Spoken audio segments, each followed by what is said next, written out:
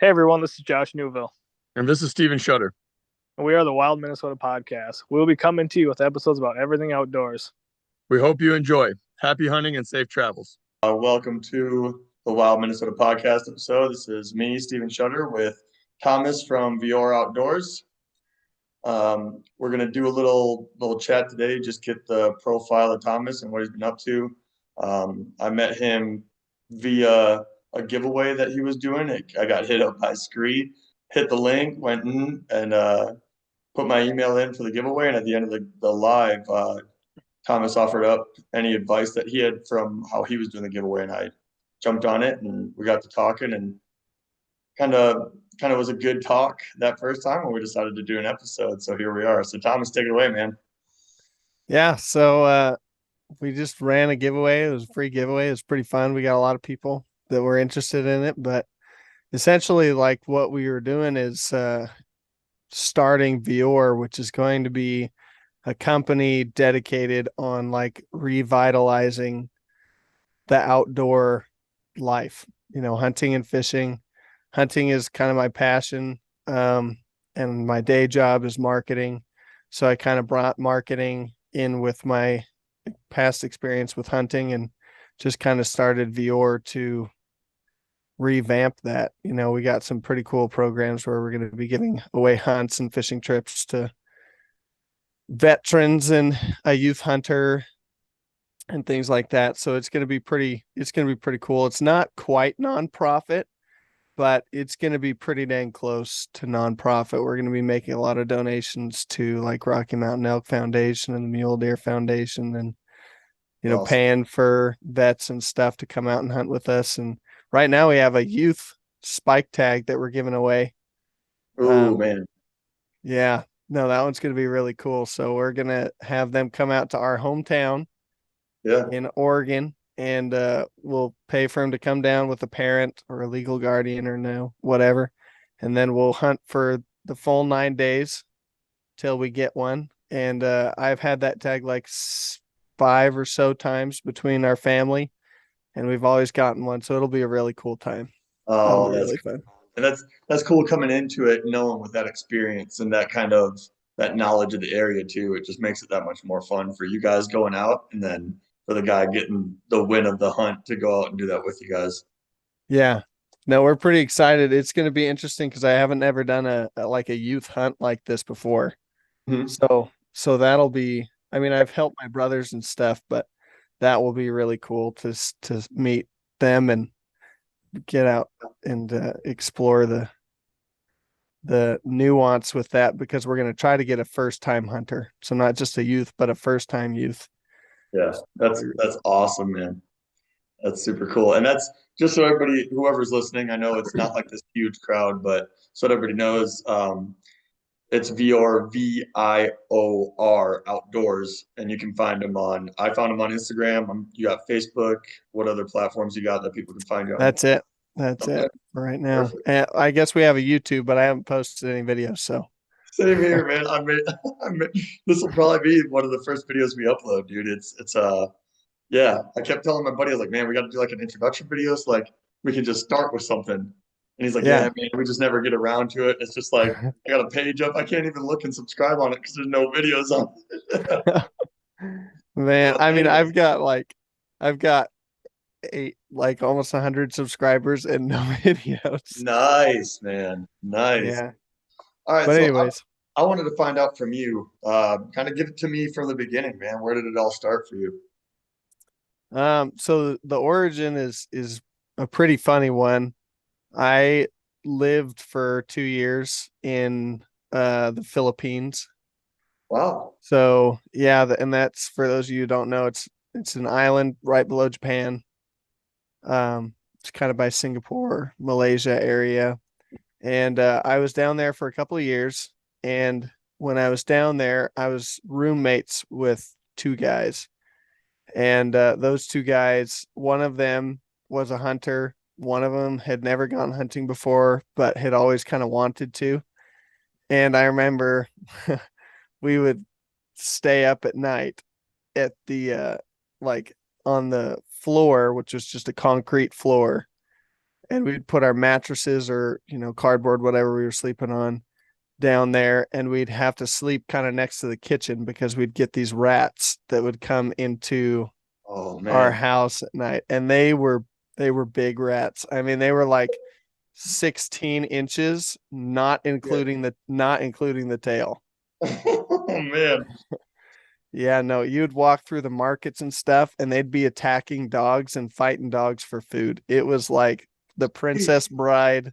You got to fight them with stuff, and so that's what we did at night. We stayed up at night hunting rats so that they wouldn't get into our food.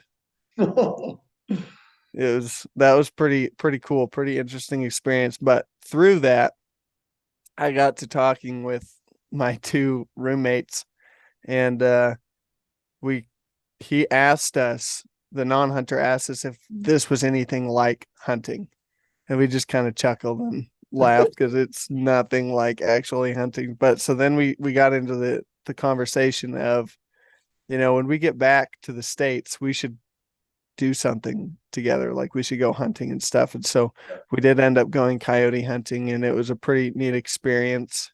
And he's been hunting since, he's hunted like waterfowl and stuff.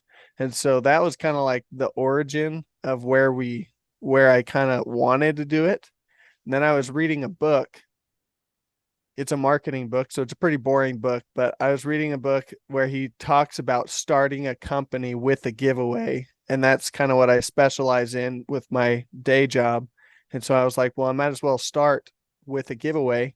And so I started with a giveaway, and that's kind of how it took off. And so now we've got our purpose and stuff laid out, and I'm hoping it's going to be really effective because I'm going to be teaching a lot of people like you guys, how to start a giveaway and to get some capital, but not just that. Like the bigger purpose is to really just kind of clear up some misconceptions in the hunting world, and kind of unify Eastern hunters and Western hunters, because there's a really big division there for some reason, which is kind of silly.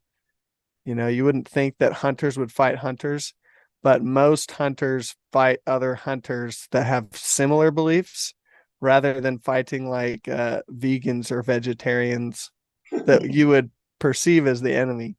Right. Yeah, absolutely, man. Yeah.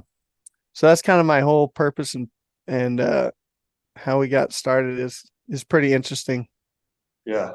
And so how long have you personally been hunting? I can't hunt, but my dad has been taking me since I was like 6 months old. He had like that little baby carriage, backpack thing. He sprayed painted it camo. He took me like turkey hunting and stuff when I was really little. So as long as I can remember. Yeah, you've just been born in it, been in it your whole life, huh? Yeah. That's awesome, man. So I'm kind of curious too on how those hunts work for you guys. So how does it work? And this has always just been something I've wondered. How does it work on you getting a tag and then being able to like allow, like, do you buy a tag for someone else, or how does that even work in a giveaway like that? So there's a couple of different options. You do have to work with the system. Mm-hmm. And so one option is you have to go to private land.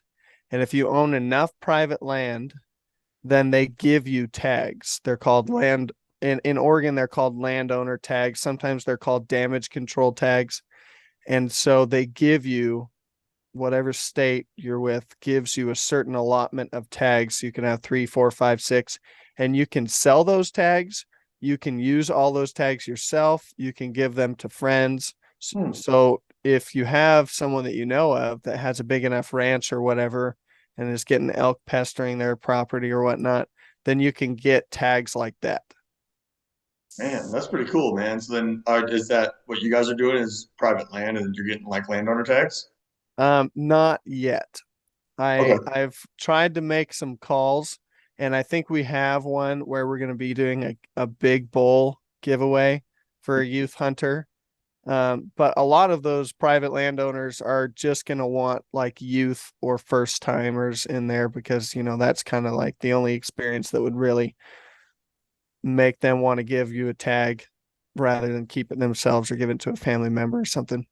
But the other option that we're going to do with this tag is you've got to pay for the out-of-state license, just like, you're normally going to do. Mhm. And you either have to apply for a hunt that you're pretty much guaranteed to win. So say 700 people put in for it, but there's 900 tags. So you're pretty much guaranteed to get that tag. Right. And so that's one way that you could do it. And the last way that you could do it is you could buy a general season tag, which just means you can buy it over the counter. Anybody can buy it, resident or non-resident. Right. As long as the quota hasn't been met yet. So the final option is going to be the one that we're going to be doing for this youth. Yeah, absolutely. Man, that's really cool, man. I think and it's just so weird because I guess, like you said, it was, for me, I guess I don't really kind of think about those types of things like the giveaways and like the big companies and like watching TV shows and watching like the hunts and stuff.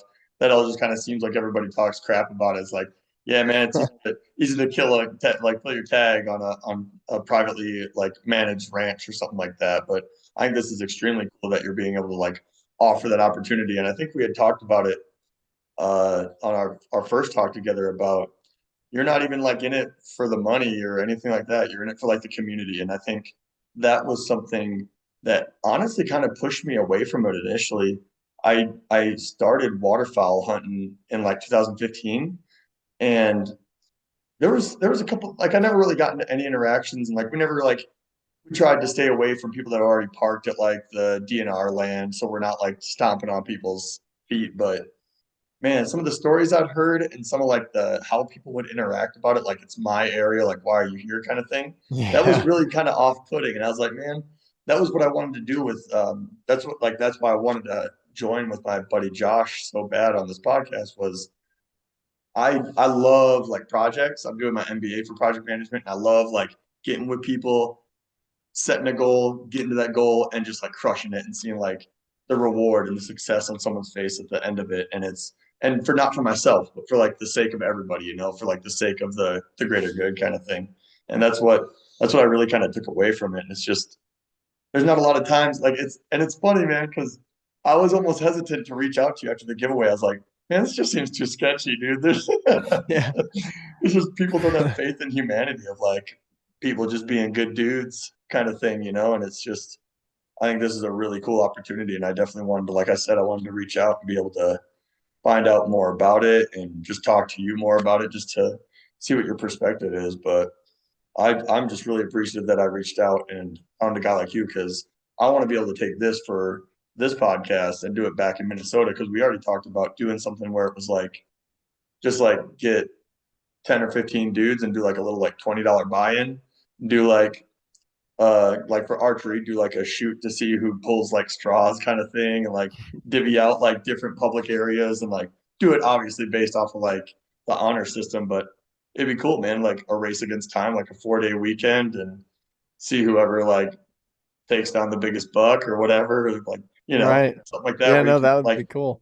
compete together, build that camaraderie because it always seems so competitive against each other. It's always like who's talking crap, who's got the bigger mount, who's got the most meat in their freezer, stuff like that. I thought it would be cool to do that, but still have like build the camaraderie from the base up and make it to where it really feels like a group. Because like I said, I kind of felt crappy about it initially, but like you reaching out and being cool with doing it, that honestly, that one thing alone, my wife kind of was like, wide-eyed at me because I kind of like lit a fire under my own ass after you did that. I was like, man, this is really cool. This is like what I want to do, but it's really easy to fall into the slump of like it feels like it's overwhelming. I'm sure for you it's overwhelming still, but I'm sure it's a little easier being from a marketing background and having hunted. It's like, dude, what a job you found yourself to get yourself in. Yeah. And that's phenomenal. Yeah, it is definitely like super, super busy. I am trying to get some people on board. The two people that I mentioned at the beginning, Mhm. that in the Philippines, I reached out to them and tried to see if they were interested in doing it. And they were both in positions in their, life where they were too busy with some other stuff. So it's really busy. I'm up from like 5 to 11 or so at night, just working everything out, trying to get everything squared away. So it's a lot of work, but once I can get some help on board, I don't think it'll be too bad. Yeah. And speaking on that, just like all the work you put in, I don't know if you remember all of it, but if you wouldn't mind, what were some of the things you gave away, like including the grand prize from that last giveaway? There was like $4,000 worth of stuff. So we gave away like and the cool thing about it is like all of these companies that they donated it. I didn't have to buy the equipment. They were all about the process, and we're going to donate it. So we got donations from Rockman Waterproof, and they donated a backpack, a bino harness, and a gun case. Easton donated arrows. Tooth of the Arrow broadheads donated broadheads. The Elk Nut donated 5 app subscriptions. Onyx donated a membership. Morel donated a couple targets. Scree is a really big one. They donated like a full loadout of camo, like hats, gloves. Yeah. The I whole actually deal. have that. I have that elk kit, the coat, The underlayer, and then bundle. pants. Yeah, dude, that bundle with just those 3 things isn't cheap either. So that's where I was like, like I was not that I didn't believe it, but I was like watching kind of apprehensively, and I saw that where you were actually giving it away, and I was like, damn, man, that's to me. I was just like, I just imagined it not being so easy, and you Well, just yeah, made it seem like, well, not. I'm sure it wasn't easy, but it just right. seemed so abnormal for it to just be like, here you go, man. Like, I guess you're sponsoring us, you're repping us, you're giving us some clout, so we're down, kind of thing. I'm sure. Yeah, and it's pretty neat. It's a really cool experience, and those companies are doing it for emails to get to broaden their audience and stuff. And so that's why they donate. They donate to get the email list that you gather, because when you sign up for the giveaway, you put in your name and your email address and maybe your phone number. And so that's the payment they get out of it. And then I just kind of facilitate it, and that's why it's easier than you would think. It's just not very many people know about it. Right. Yeah. So I mean, and it's a really cool, neat opportunity in and of itself, because a lot of people don't have the money to spend on all of that equipment because it's expensive. Yeah. I mean, to be honest with you, I still don't have a full set of camo. I own an outdoor company. I did receive a couple offers for like sponsorships or partnerships, but I think that it's probably better if I don't take those, just so that we can do like non-biased reviews and stuff like that, Yeah. and be Doesn't as pigeonhole you non-profit into as it. possible. Yeah. Not that they're like bad companies or anything that reached out, but it's just it's hard to be someone that can connect with your audience if you have to be selling them on something. Yeah, man. And that kind of puts you in a weird place because then you feel obligated to kind of sell and like rep these guys, and you want to still do that because you feel a little bit of an obligation. So like, and that's props to you, man. I don't know a lot of people that would just be like, nah, man, I'm not gonna take the sponsorship. Yeah. You're No, just willing to do it unbiasedly and keep reaching out. And that's cool. I think that's probably the best part is that just lets you open yourself up to the whole world, you know? yeah. Yeah. And when my wife and I were talking about it, I mean, I do have a day job. I do run marketing and stuff. So that's where my income comes from. And I would like this to take over and pay, enough so that we can live. But we don't really want to be rich necessarily. I'm fine with making a lot of money, Mhm. but I don't want to be rich with it, because I personally believe that like if God gives you a surplus, then the reason he gave you a surplus is to help other people out. You Yeah, you give don't you back. don't get surpluses just for not being able to reach certain certain things. Right. I totally agree, man. And like at the end of it, and regardless of how you feel one way or another, if you have a surplus, man, it's not designed to make you be greedy to then Right. like overindulge, then that just brings out the bad, man. And I totally agree Yeah. with you. And whether you're religious or not, that's a perfect example, like you just said, man. If you got a surplus, that's definitely a good way for you. And I don't think a lot of people get it because I guess if you don't have it, you want it. And then when you Yeah. want it, maybe people just like instinctively want more. But it's like, man, when you see people in like lower places or when you've been to a worse place, you think, dang, dude, Right. it'd be nice to be able to give back or be able to help others or help the community for the better. And man, that says a lot, dude. I think this is easily one of the best talks I've had with someone in a couple of years. This is Yeah. good, dude. I like it, man. Yeah, like I mean, and having lived in the Philippines is that perspective of like knowing what poverty is. Like I did sleep on cardboard, and we didn't even have mattresses. I slept on cardboard for a while, because we had mattresses, and then we got bed bugs, and then we had to throw the mattresses out. Right. And so having lived in poverty, it's like once you live in a little hut thing, I mean, it's a cinder block hut thing, but like once you live in a hut thing and then you move back, you get used to it. And then, what's the difference between a 4-bedroom house and a 26-bedroom house? It's just a bigger box that takes longer to clean. Yeah. Yeah, man. That's crazy, dude. I was in when I was in the Marine Corps, dude, I was on ship and we went to Malaysia and Singapore. Singapore is pretty dope. It's pretty like modernized, very not third world country-y. But we went to Malaysia, dude, and from ship to get to like the main strip, we would get a ride from the ship. And dude, I remember, I'll never forget it, man. I looked over and these little huts were on like 2x4s. And then they were in water and they were like canoeing from their houses to like, it was maybe 100 yards. They were canoeing from the house to the road to be able to like just get to the road. I was just like, Yeah. man, people don't even understand what like hardship is. This dude's got a canoe from their house to the freaking road to get to the road, man. That's honestly, I think that was one of the best learning points in my life was going to a foreign, I would assume like third world country type look. And it was just like, man, the disparity too is so wide, dude. The poor to the ultra rich is just, it's absolutely insane to see that in one economic like society. Yeah. And like the other crazy thing about it is like when you talk to someone that's that poor, they aren't sad. They're not they're not bummed that they're poor. Nope. I mean, there's some people that are, don't get me wrong, but most of them, it's like, we don't know what we're missing out on. We're going to Yeah. live life, the best you can. And so that's really the thing that I want to emulate the most is whatever my circumstances are currently, it doesn't really matter as long as, my values are there.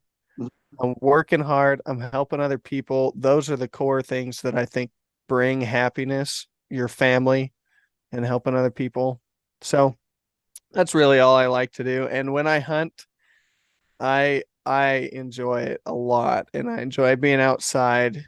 There's lots of studies that show that when you're out in nature, your blood pressure's lower, your Yeah. your stress is lower, your cortisol.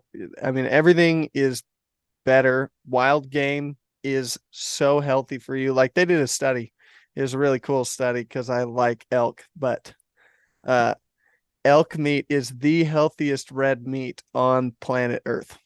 No way. That's awesome, dude. Straight up. So like when you compare sodium levels with protein content and when you compile it and average it out, elk meat is quite a bit ahead of the next runner up. And so having good meat, which is fun to cook, and elk is really easy to cook out the gaminess and stuff, but having good meat and then being able to go outside and experience a different version of life is key, especially in my job where I work in marketing. I'm on the computer all day long. Man, it gets so tiring once I get up and once I get off and I take a walk with my dogs or I go run with my dogs or, whatever we're doing and I'm outside. It's like, oh, finally. Yeah, the eyes start to lessen the strain. You just realize like Yeah. things look normal now when you're Yeah. walking around. Yeah. The sun's really bright, Yeah, It's pretty immediately fun. feels good on your skin. Yeah, man, I know what you're saying, dude. Yeah. Talking about elk, dude, if you wouldn't mind, I know I've seen from your picture on the email, it looks like you've taken some pretty big bulls, dude. But just out of curiosity, for some of the listeners that are like in Minnesota or not in like the mountains, give me like your beginner stuff to help out dudes that are wanting to go elk hunting. Well, I'll divide it in two categories because I think there's a really big difference on the two. We'll go non-residents, so people that are coming from the east to go hunt out west, and then people that are already out in the west and just need to get out there and Right. doing it. So, the really the biggest thing is going to be what weapon you're using. And I say that not because it's easier with a rifle than with a bow.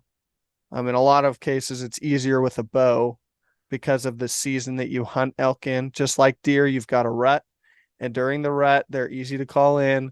They're not necessarily thinking clearly, and that's why you use a bow, just to lessen your chance of success. And so I wouldn't say that it's necessarily easier to do it with a bow or a rifle, but I would say knowing the weapon you use is huge, because when you have your weapon and you don't shoot it frequently, you get this thing called buck fever, and man, I've seen it happen. So my dad had this buddy that he took out when he was in high school, and I will never forget this story. I didn't even witness it, but it was really funny. And like, this guy, he had this old 30-30 like lever action, and he gets out of the truck because they're just driving along. And they see a giant 4-point buck because they just grew on the ends of bushes. I don't know. There's always 4 points. And so they drove along, they found it. The guy got out and aims at it, and it's like not even 20 yards. And he says, bang, reloads it, bang, like 6 times. He doesn't even pull the trigger. He just says bang, and that deer just looks at him and then just like prances a couple more steps and then just turns back around and looks at him and then just prances off a few more steps. Oh man, that's Yeah. absolutely insane. What a riot. I know. And like, I've never experienced something that bad, but I have taken a lot of people out because I take a lot of my brothers and cousins and things out. And I have had a lot of people that will have, like, you jump the trigger, Yeah. or when you're aiming with your bow, you use the wrong pin, or you forget to range find. Yeah. Or there's so many.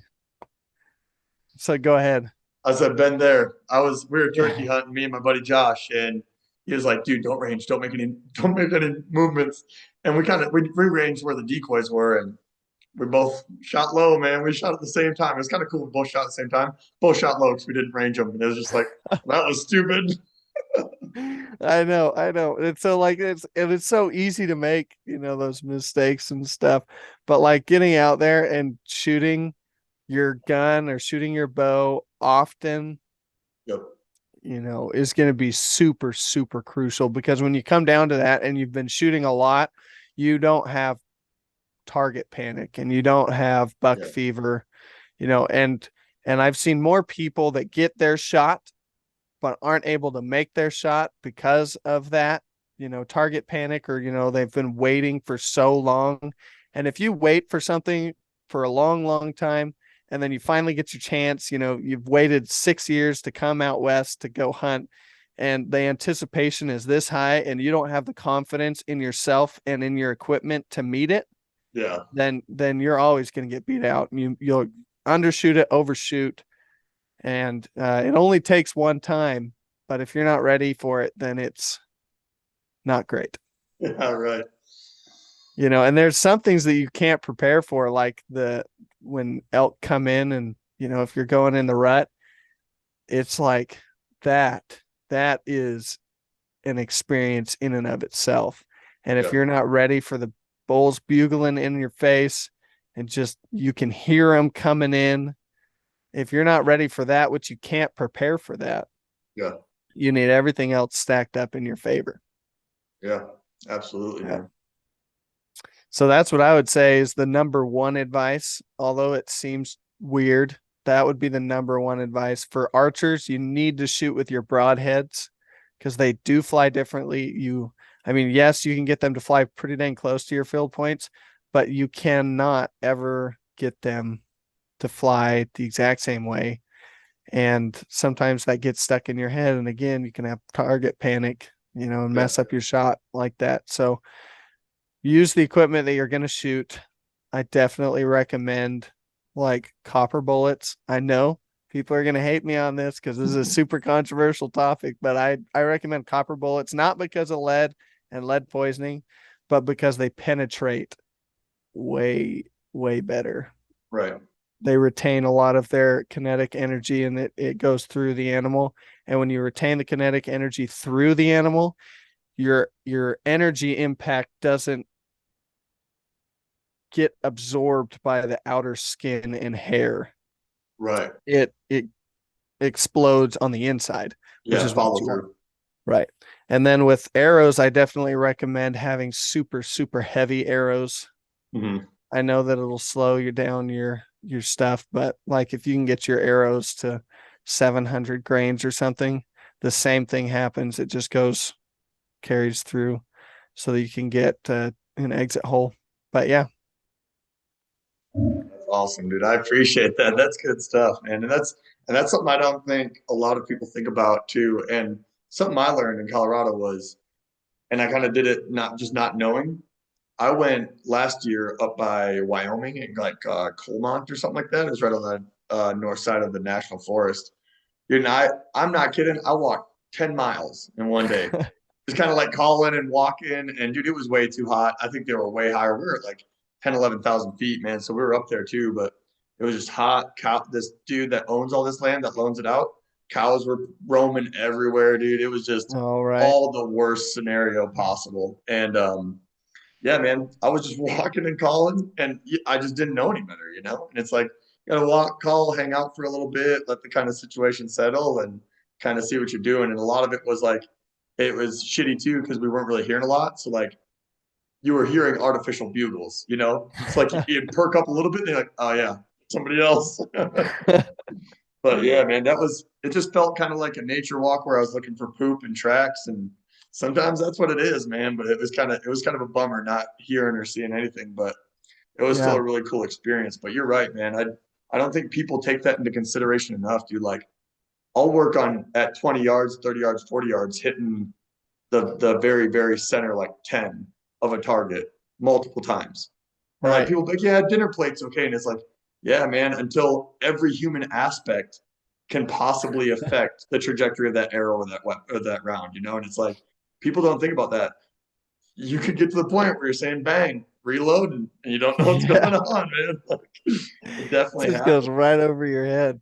Yeah, man, it's rough, but that's cool, man. I really appreciate your time, dude. We got to wrap up real quick here, but I just want to say thank you to you for having accepted this and then talking me through everything you've done. And I want to give another shout out to you at ViorOutdoors. Check him out on Facebook and Instagram, and definitely keep in touch when you get onto his page because he's got giveaways going on, and he's got some really, really cool stuff that he's giving away in hunts and in gear from some of the biggest companies you can look at for hunting. Yeah. Thank you. It was pretty fun. We can definitely do this again sometime. Yeah, absolutely. I plan on it, man. Thanks again for coming, dude. Yeah. All right. Later. Later.